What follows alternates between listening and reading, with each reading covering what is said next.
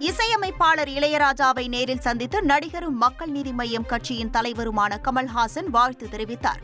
Ilaiyaraaja March 8ஆம் தேதி லண்டனில் தனது முதல் லைவ் சிம்போனியை அரங்கேற்ற உள்ளார். இதையொட்டி இளையராஜாவின் இல்லத்திற்கு சென்ற கமல்ஹாசன் அவருக்கு வாழ்த்து கூறினார்.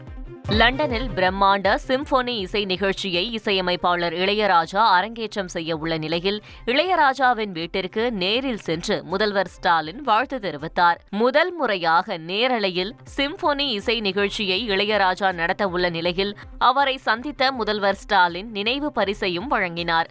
உலக தமிழர்களின் வாழ்வியலோடு இரண்டர கலந்த இசை மூச்சான இளையராஜாவின் கணக்கற்ற சாதனைகளில் இந்த சாதனை ஒரு மணிமகுடம் என திகழ வாழ்த்துவதாகவும் முதல்வர் ஸ்டாலின் தனது எக்ஸ் பக்கத்தில் வாழ்த்தியுள்ளார். முதல்வர் ஸ்டாலின் நேரில் வந்து வாழ்த்தியது தன்னை மகிழ்ச்சியில் மூழ்க செய்ததாக இசையமைப்பாளர் இளையராஜா தெரிவித்துள்ளார். இதுகுறித்து சமூக வலைதள பக்கத்தில் பதிவிட்டுள்ள அவர், நிறைந்த பனிச்சூழலில் நேரம் ஒதுக்கி நேரில் வந்து வாழ்த்தியதிலும் இசைக்கு அளித்த பேராசையும் தன்னை மகிழ்ச்சியில் மூழ்கச் செய்தன என்று குறிப்பிட்டுள்ளார்.